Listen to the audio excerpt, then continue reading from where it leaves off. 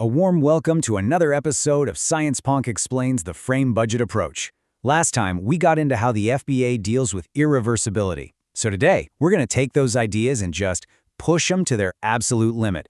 We're diving into one of the most extreme physical phenomena out there, the black hole. And this right here, this is the question that's going to guide us today. We're not just asking what a black hole is. We're asking what it means from an accounting perspective. I mean, what happens when the very thing you're studying puts up a wall that limits your ability to observe it? Let's get into it. So, first things first, we need to reframe this subject a little. You know, in the frame budget approach, a black hole isn't just some sci-fi spectacle. It's a real-world laboratory, and it's perfect for testing our most basic ideas about how we describe physical processes. Okay, I love this slide because it shows the contrast so clearly.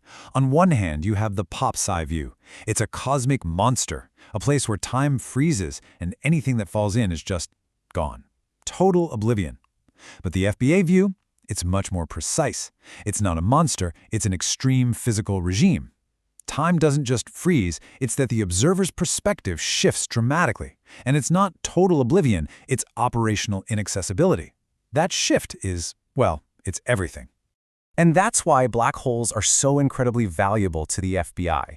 They force us to be really precise. What exactly is an accounting boundary when you're at an event horizon?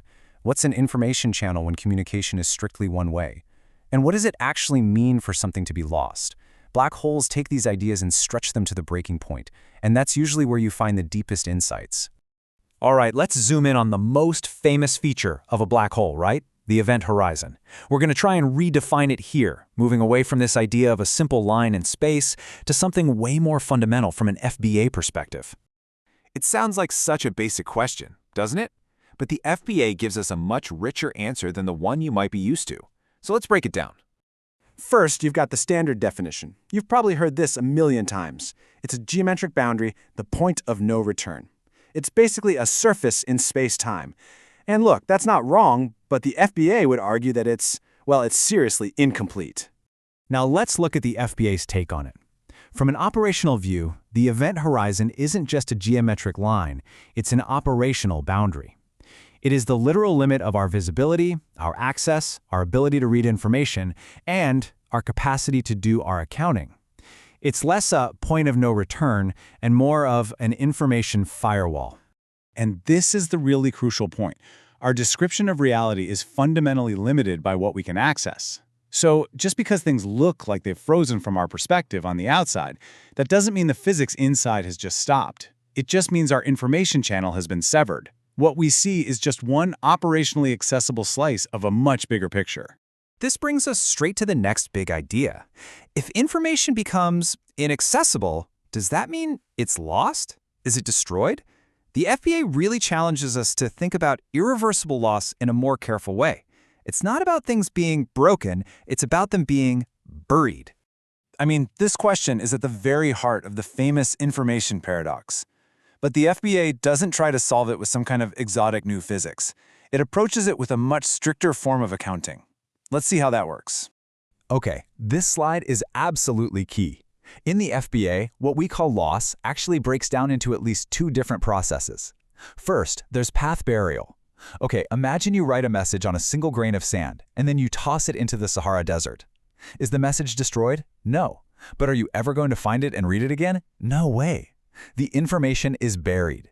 Then you have budget asymmetry. The processes inside the black hole are still chugging along, but the budget of information that we can receive from it just dwindles and dwindles to basically nothing. Our description of it gets thinner and slower until it's effectively gone. And this just illustrates the FBA's position brilliantly. You see, it makes this critical distinction. We should not confuse operational inaccessibility, not being able to get to the information, with its absolute destruction.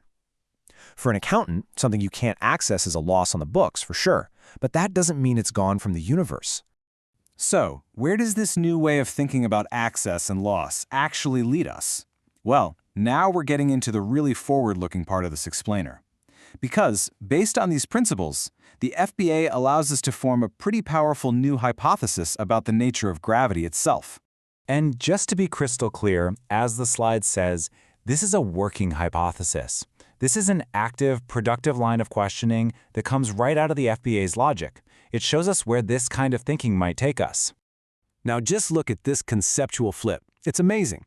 The standard view is that gravity is some fundamental force that causes things to be strongly bound together. The FBA hypothesis turns that completely on its head.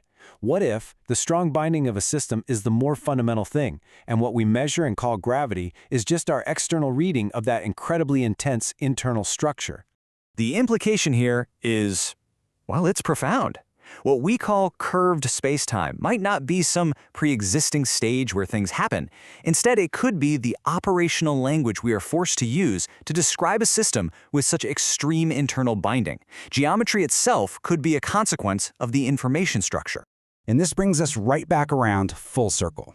If gravity is our reading of a system's binding, then the event horizon is simply the ultimate limit of that reading.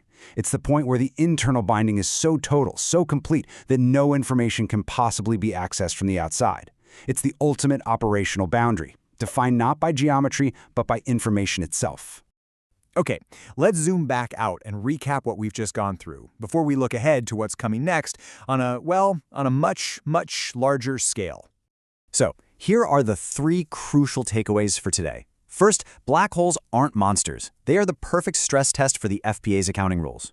Second, an event horizon is an operational boundary. It's a fundamental limit on what we can know and access. And third, what looks like loss is more subtle. It's a crisis of accessibility, not necessarily destruction.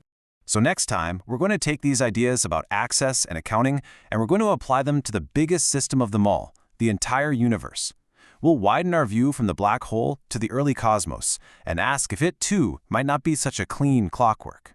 Bye for now, until the next episode, and stay curious.